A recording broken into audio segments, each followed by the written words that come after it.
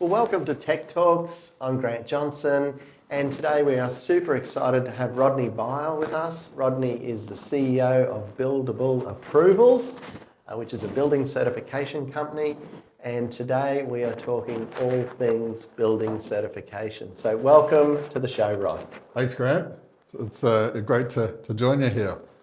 Fantastic. So firstly, Rod, it'd be good to go back. Who is Rodney and how did your certification journey start? Oh, wow. Yeah, I was a labourer for my dad. He was a brickie in WA, and I was on the tools and mixing mud and raking out joints, and that's how I started in the building industry. And then when I left school, I went to TAFE and got a traineeship at the local council, the City of Armidale, and I learned a lot of what it was like working in government and all the red tape and things. So I moved from there to the City of Canning, became a qualified certifier, and then I went to went to Curtin University, did my degree in building surveying, and from there I got a position at the City of Fremantle as the principal building certifier. So we got quite a bit of experience there in medium to high rise, a lot of historical heritage buildings. And then from there I came to Queensland, started my own business, and now working together at Buildable. Fantastic. Well, there's three levels of certifier. Level one is your high rise, your hospitals, the very complex buildings, so they're unlimited. You can approve anything.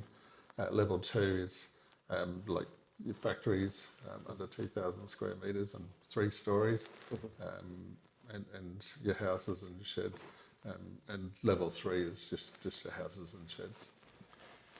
So, Rod, there's private certifiers. They work for themselves or they're part of a private company. Yep. But then, from what I gather, there's also building certifiers that work for the local government, so they're working for councils. Mm-hmm. What's the difference there, and what's the separation? Yeah, I think some local authorities really want to offer the service to their constituents. So you might have a remote local authority, and they may invest in a certifier that will offer the service to their ratepayers. You'll find that most of the local governments are getting out of that and either contracting it or referring their ratepayers to a private certifier.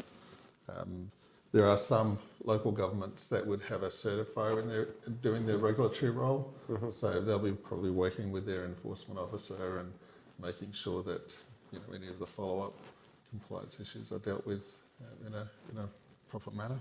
So with the Queensland Development Code, there's a number of elements there that really require us to go back to the local government and say, is this going to be okay to approve? We've got build over sewers. Are we okay to build this building over this particular sewer? You might have other issues like siting dispensations. The normal setback is 6 metres, but we've got a client that wants to go to 3.5 metres. We need to present a justification to the council. They'll come back to us and say, we consent to that, and then we'll go ahead and issue the BA.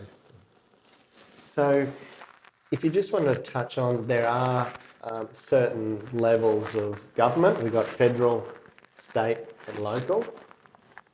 Does each one of them have certain legislation that the certifier needs to check the plans against, and then if it complies, and if it doesn't comply, what's the process there? Yeah, so in all those layers of government, they have particular requirements, and because they're looking after their area of interest, and it's our job to make sure we're flagging and understanding what areas we're allowed to approve and what triggers another approval.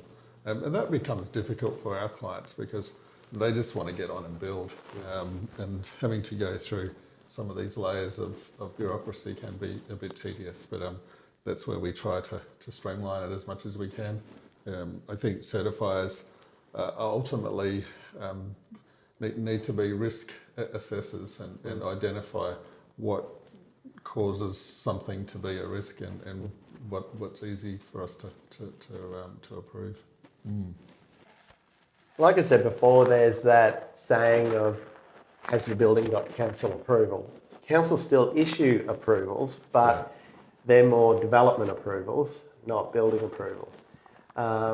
So there's the DA and the BA. Are you able to share with our listeners the difference between a DA and a BA? Yeah, it's a really good question because there's a bit of confusion there. For me, the DA is really about what and where. What are you building? Where are you building it? And councils apply their Planning Act and their planning schemes to make sure that what you're building and where you're building it is appropriate for their community. The BA, the building approval, is really about how you build it, and are you applying the right part of the NCC? Is it in the right cyclone region? Is it we're applying the right soil type to the structural foundations? All the things that how you build is covered in the BA.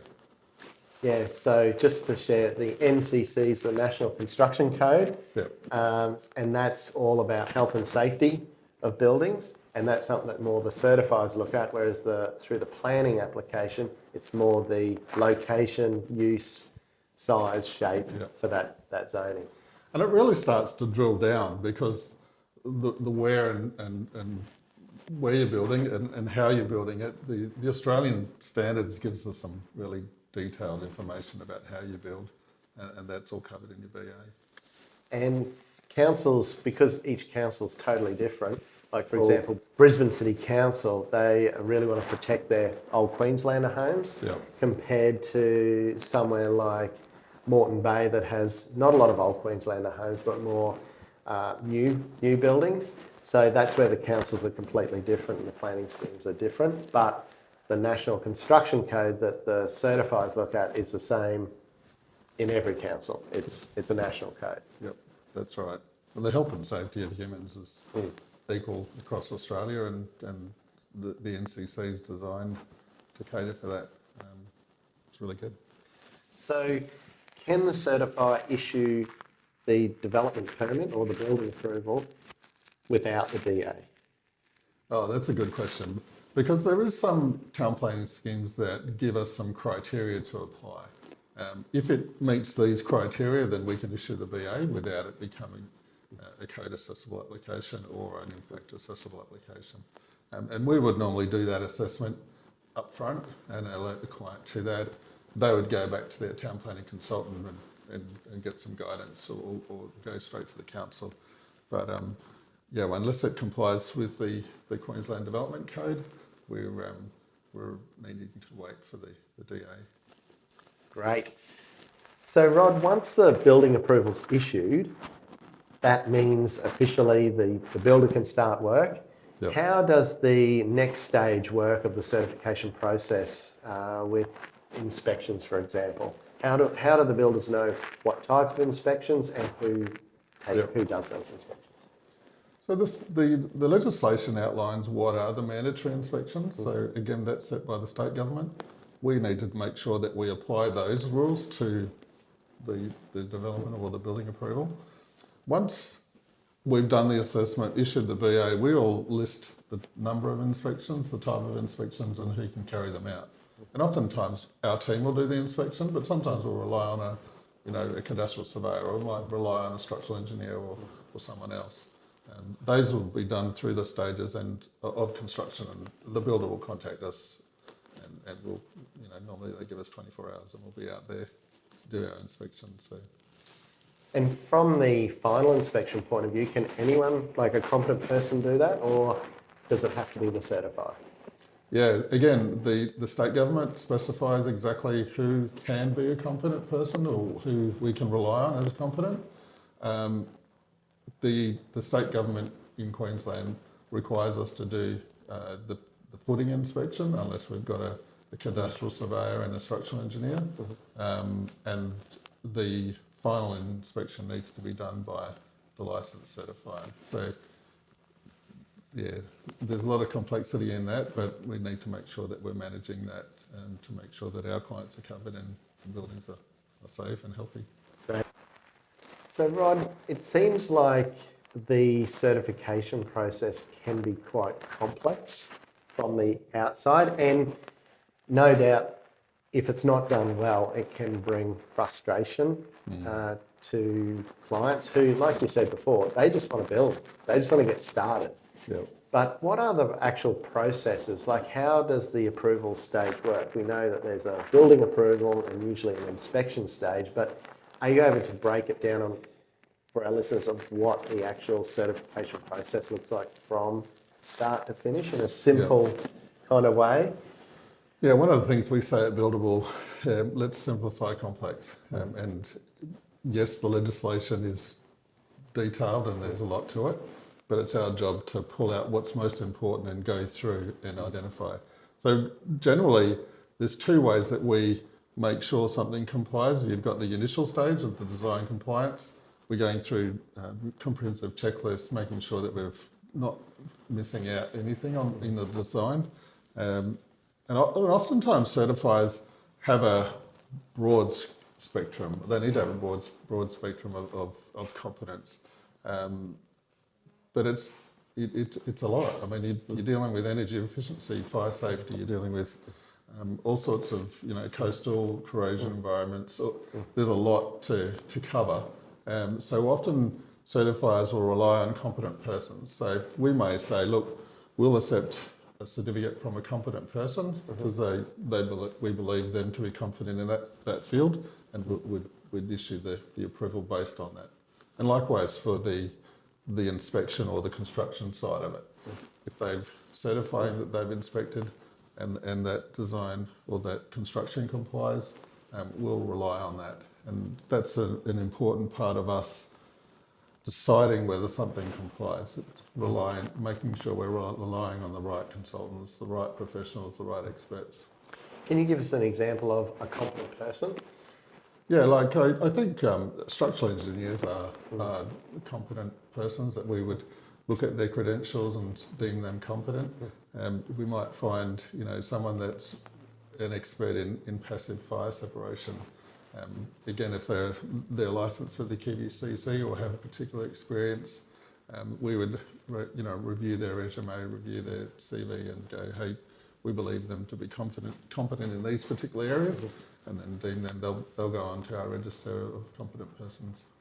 And that's a statutory requirement that we need to follow, which is checked by the QVCC. Great. So, Rod, what are some of the misconceptions out there about certifiers, but also the certifier-builder relationship?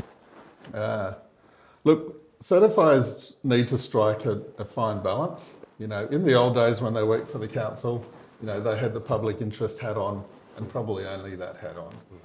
Now we're in the private sector.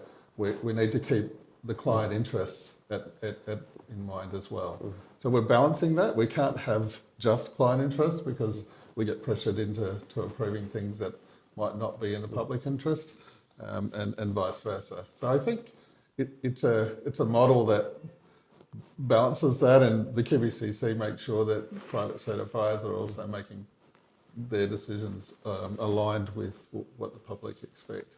So it's not just, I've paid you the money, Mr. Certifier, you must approve that, and how come you haven't approved it already? Yeah, that's right. Yeah. I mean, it's difficult for a client who pays us as a consultant to not demand things of us, and I understand that because we don't come cheap. There's a lot of responsibility that we carry, but we need to balance that. Otherwise, we at risk of losing our license. The other thing that I'd like to mention in terms of some misconceptions is the need for us to operate without conflicting interests. Sometimes the temptation for us to design or be involved in the design and at the same time approving it is there, but it's really important that we keep those design and approval functions separate. Great. So the building industry is quite a fast-moving industry in that the builders, the homeowners, the developers, they have certain timeframes that they want their projects to meet and hit, and time is money. So, the whole concept of a smooth, flowing, fast moving approval process or construction process seems like the ultimate dream, but we all know that that doesn't always happen. So from your experience, what can slow up the approval process and what things have you seen? Yeah. The building industry is demanding, and it's a great industry to be in. I think for the applicants that we see and the common mistakes we see is probably coming down to due diligence in the design phase. Do we understand that the setback's measured to the outermost projection, or are we describing the setback, building setback to the wall? You know, it's a little thing, and it might only be 600 mil, but it will trigger a siting dispensation, which is another 3 or 4 week wait, because we need to send a report to the council justifying the change. So we really encourage our team to communicate well with the client, because sometimes a little mistake like that, whilst it doesn't have a big impact on the final build, it can have a big impact on the delay.